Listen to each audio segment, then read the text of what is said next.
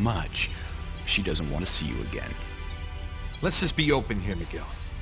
As long as the baby's birth certificate has Diego's name on it, what you two are doing by keeping him away from his house is called stealing an infant, and it's a serious crime. Listen, none of you can leave the country. If you're spotted anywhere, you're both going to be arrested. I am going to make your lives impossible, Miguel.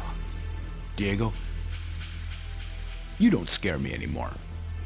I just have to prove that I'm the father of the baby and everything will be resolved. You're such a scumbag! Touch me. You're a bastard. Do you hear me? I'm going to show you some proof of my goodwill. I know that you want to catch Berenice's father. If you give me the money I'm asking for, I'll put his head on a silver platter for you. I'll give you the baby, and I'll disappear. I give you my word of honor. I'm going to disappear and nobody can ever claim to be Ricardo's father. And if you want to pick a fight with someone, Diego, then pick a fight with Berenice. You're such an asshole. You have my cell phone number? Give me a call when you've made a decision. And don't worry about it. Berenice isn't going to find out about this. You loser! Don't touch me. Don't touch me.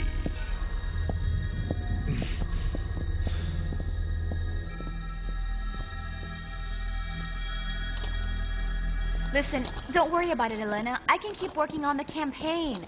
I mean, so you can have time to start doing everything that you need to do, Elena. I mean it. Thank you, Martha, thank you, but I can't leave you with all this work. Look how much it is. Well, let me see. Let's go over the proposals, okay?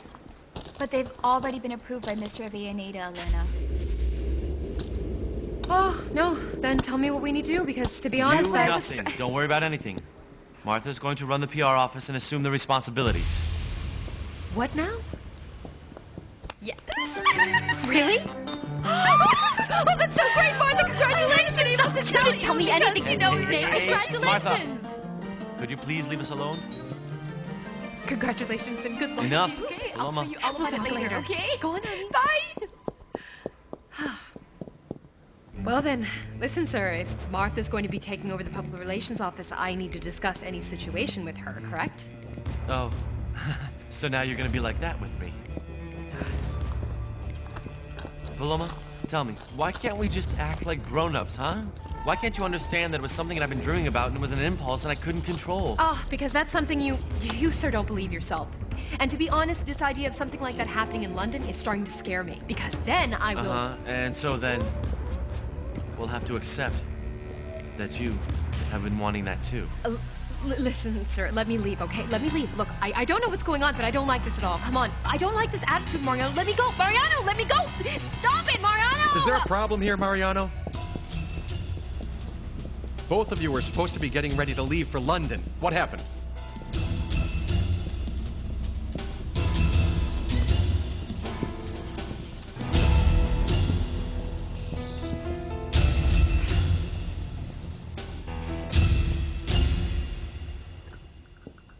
So many things happened yesterday, Giancarlo. You can't imagine how much I needed you. Yes, I can see that. Looks like the apartment has been bombed, my God. And is it true you're not going with Paloma? You're not going to London, Mama? No. She'll be gone for just a little while. She has to come back to get married to Diego. The ragazza is getting married? She's getting married, Mama? That's something you hadn't told me. Oh, but come on, Giancarlo.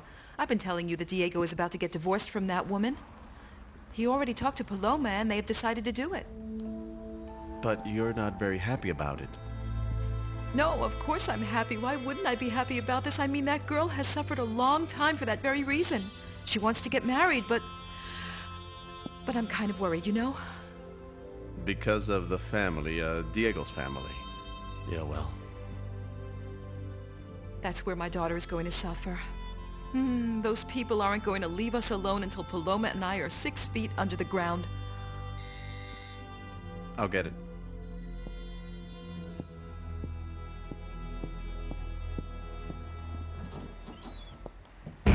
Good morning.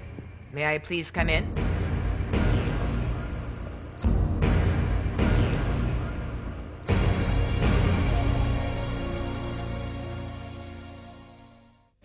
We hadn't had a chance to talk about this, but I think you both understand the importance of being appointed to London, and even more so now.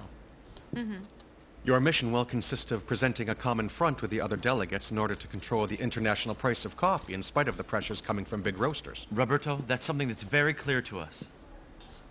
You, as the assistant delegate, will have to go everywhere with Mariano. You're going to become his shadow and his right arm. As well, you're also going to be part of the promotion committee. You have been very highly recommended, and you will probably become the coordinator of that same committee.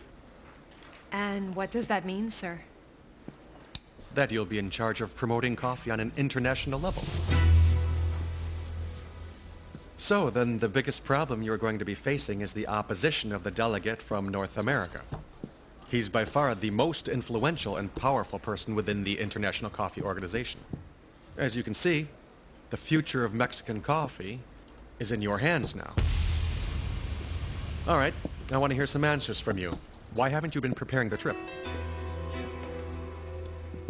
The thing is that I asked Mr. Sands for a few more days, so I can finish taking care of some personal matters. And you? Me? I'm ready to go. I just need about a day or two, sir. Okay, well then let's do something. Elena is going to resolve her problems, and you'll be flying to Spain day after tomorrow. It's because of the problem I mentioned before. We have to look for a replacement for that delegate. All right, but do I really need to be there? I'm asking you to do this as a favor, Mariano. All right, then I'll go to Spain. Elena, your problems need to be resolved by next week at the latest. We can't keep postponing the replacement of our delegate in London. Of course, sir. Very well, so then. That's all. Should we go? I think so. You can leave now. Excuse me. Of course, Elena.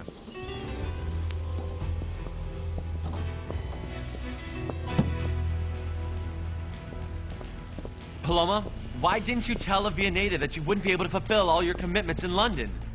Because I don't even know how much time I'm going to be there, Mariano. I don't know. Hey, excuse me, but Diego's not going to wait for you forever, okay? Well, I think it would be a good solution if he came to live with me, correct? What?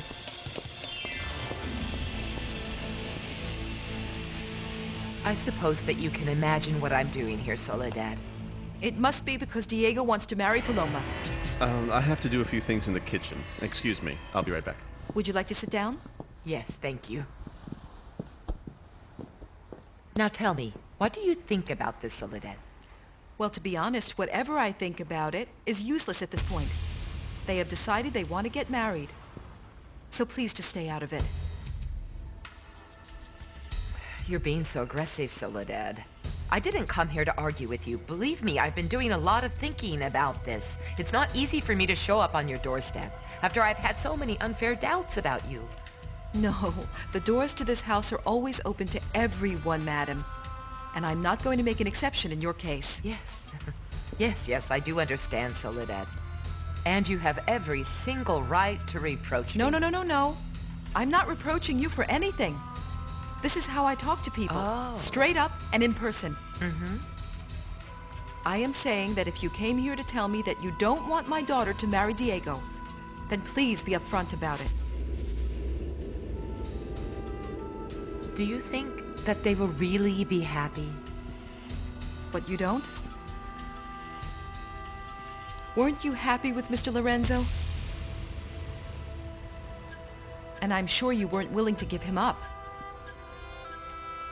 When I was a little girl, madam, I was taught when two people really love each other, everyone needs to stay out of it. I want my daughter to be happy. Paloma believes Diego's the man who will make her happy. And I truly believe that Diego is going to be happy too. Listen, Soledad. Mothers have something like a sixth sense when it comes to figuring out what's wrong with their children. And I can sense that you're worried. And how could I not be worried? Think about it. You came here to my house to tell me that you don't agree with what they've already... I have not said that I don't agree with it, Soledad. So please don't put words in my mouth. Then why did you come here, Mrs. Inez? Because